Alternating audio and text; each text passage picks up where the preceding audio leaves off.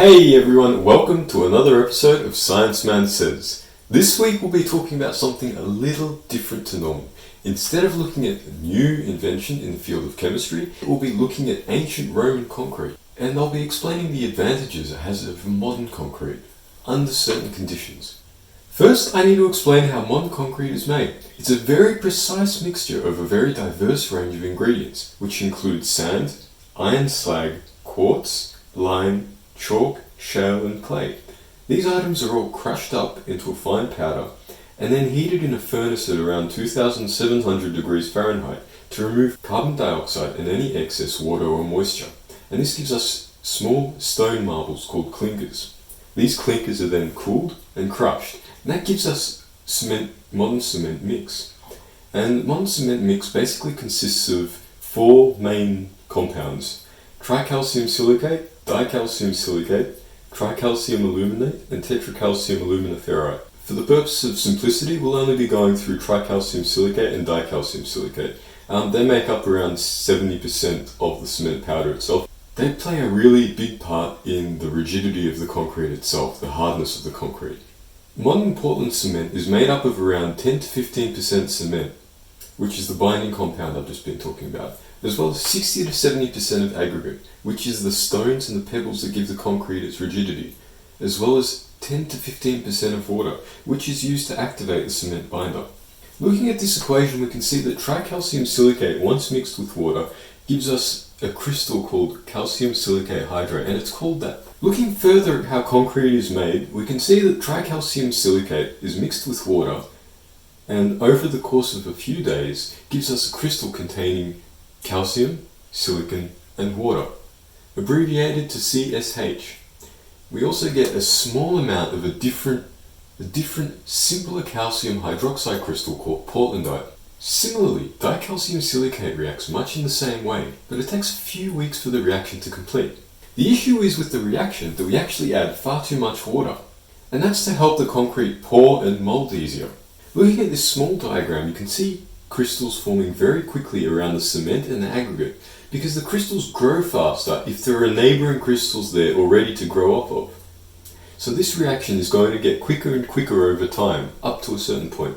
Crystal growth is eventually so rapid that excesses of water can be trapped within the concrete structure with nothing to react to, because it's surrounded by crystals that have already reacted.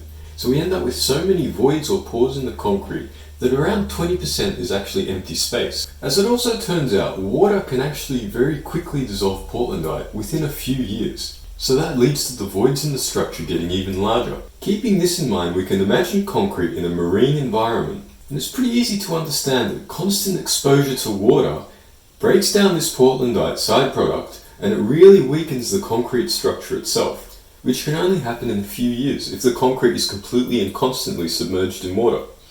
Another thing to think about regarding modern concrete in marine environments is that modern concrete is reinforced. It contains bars of iron or rebar to help reinforce the concrete and give it even more rigidity. And thinking about this think about the erosion of concrete in a marine environment, and you realize that water is going to very quickly get to these iron rebar reinforcements, and it's going to cause them to rust. And when the rebar rusts, it'll expand, and that will crack the concrete. And that's why within only a few decades, some marine concretes are actually beyond repair. Now, this is where ancient Roman concrete really starts to shine. Roman concrete is a bit of a different mix, but there's no official ratio of ingredients. We know that lime and volcanic ash were used as cement, so the binder.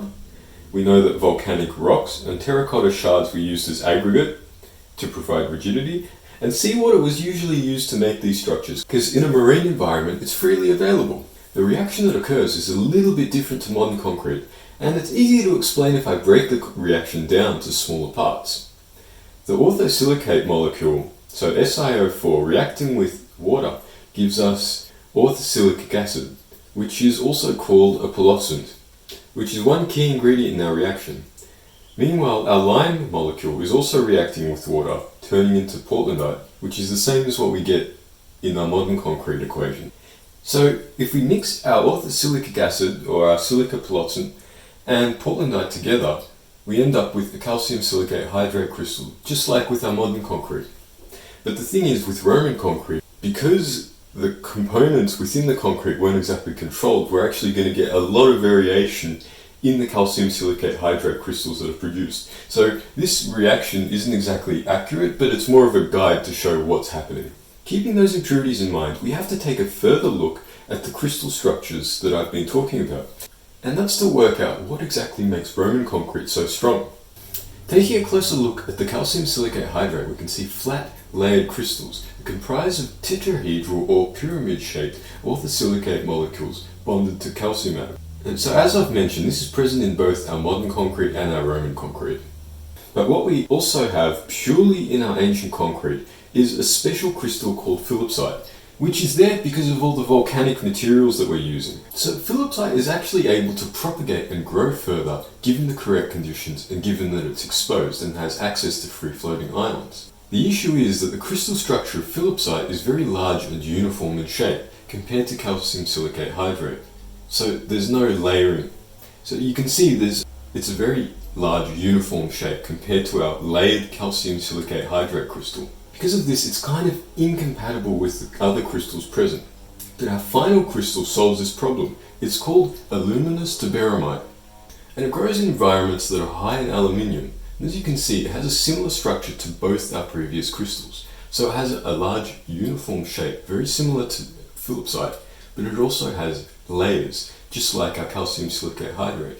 And this is also a happy medium that's compatible with both materials, and it forms over centuries, growing to fill all the voids or most of the voids in the concrete, leaving it with a much higher density and a much higher strength. Roman concrete definitely only really has a strong advantage in marine environments. Otherwise, it's a pretty poor competitor to modern concrete, but it's definitely worth considering.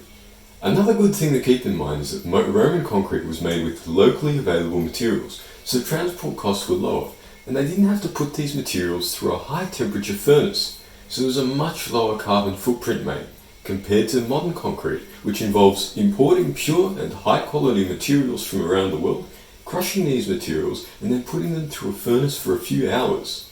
That's it for this video. I hope you enjoyed it. If so, make sure to like and subscribe, and leave a comment if you have any other topics you'd like me to cover.